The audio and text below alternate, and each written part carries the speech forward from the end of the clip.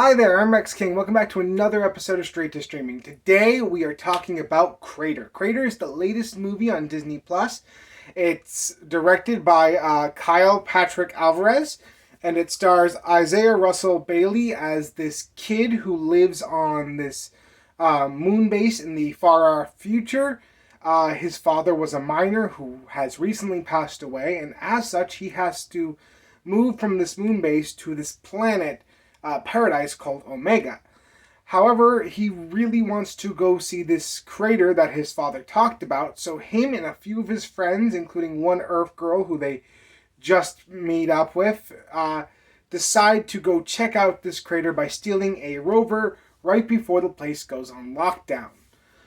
So, this film is a road trip movie taking place in outer space. That's really the bare bones of the story, and therefore, it's going to be hit or miss. If you don't like road trip movies, if you don't like family-friendly movies, this film's not going to be for you. But if you don't mind any of those things that I just mentioned, I think this film's a good time. There's a lot of great stuff here, a lot of conversations about just like corporations and basically how they manipulate things to their advantage, or how us as human society will abandon a project when we find something that we think is better. There's a lot of social commentary that's very like neatly hinted at, but at the core, this family-friendly film is about this core group of friends and them going off on a road trip and just a really good adventure story, and I really enjoyed that.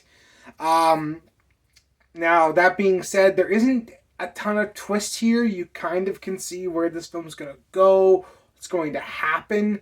I also felt like the ending was a little bit of a downer, but I'm not sure how else I would have ended this film. That being said, everything we get leading up to the ending is really good, and I really felt that this story did everything it needed to do, like, right on point. The characters are also not the most complicated. We have a group of kids who are going on an adventure. We have our standard main character, our leader character, who this time around is not our main character, the girl, the gentle giant, and the worrywart. And they're not the most interesting and compelling characters. That being said, these are kids, and it's really hard for me to say that there was a way to make these characters compelling, because at the end of the day, I'm not going to relate to kids who live on a moon base in the far off future. So we have to have characters that we can easily understand and relate to, and I feel like this film does do that and gives enough of the background of the characters for us to understand their points of view.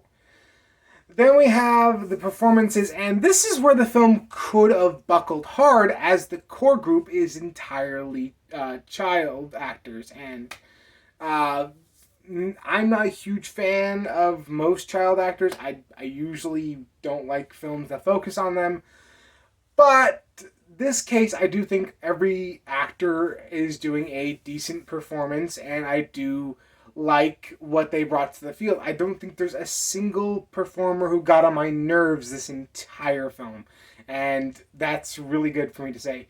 Visually, it's fine. It looks like the moon. It feels like the moon. There's not a ton of things that they had to do here. They just had to make a set that looked like the moon, make the film feel like the moon, not use a ton of CGI, and I think this film managed to capture that feeling really well. The parts of it we get to see are really cool and industrialized. We unfortunately don't get to see a ton of this like planet Omega that they keep talking about, which really is kind of a downer because they build that up and we don't get to see it that much at all, or see if it's the actual utopia that everyone claims it is. The music score, or music, was done by, I apologize immediately for mispronouncing his name, Osei Essed and Dan Romer. And they do a great job here, for the most part.